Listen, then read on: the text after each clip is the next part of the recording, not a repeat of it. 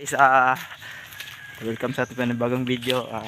Ito mga guys na kumuha kami ng butong mga guys. Kasama ko naman si Kuya Joey.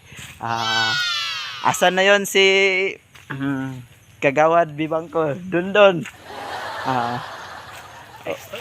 X. Oh, to nagkuha kami butong mga guys kay sabi ni Kuya Joey yung asawa niya daw naghanap ng butong kasi gusto niyang kumain. Damn!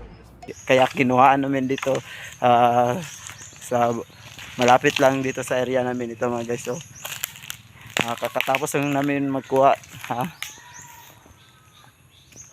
Ano masasabi mo kay Tamis kayong butong guys. Pulipog kagmay pero tamis ba. Cute lingin matas kanding. Stop it. Get some help.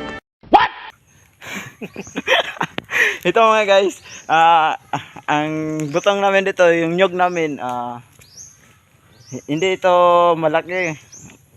Kung sa Bisaya pa tinatawag na pilipog, pero hindi kayo magtataka mga guys, sobrang tamis nito. Dwarf. Hindi din ito matatawag na dwarf mga guys kasi sobrang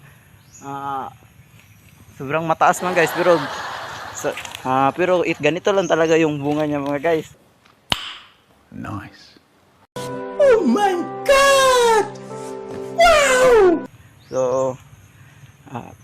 may kasama kaming hindi nandun, naiwan namin mga guys. Kaya hindi siya updated kung saan kami magpunta. Kasi nagtakas na kami doon. At ngayon, kakatapos lang namin. Tsaka si Kajoy, ang dami niyang nakain dito mga guys. Ano yung mga unod, puro sa nang squad. Ito mga guys, ito na lang yung naiwan kasi ang lakas kumain ni Kajoy. Lumaki na ang kanyang tiyan mga guys. Pati yung manok mga guys, tingnan nyo. Tuhod siya.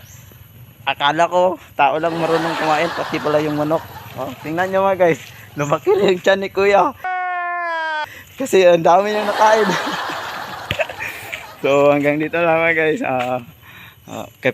Kaya papawi na kami ngayon. So dito na lang.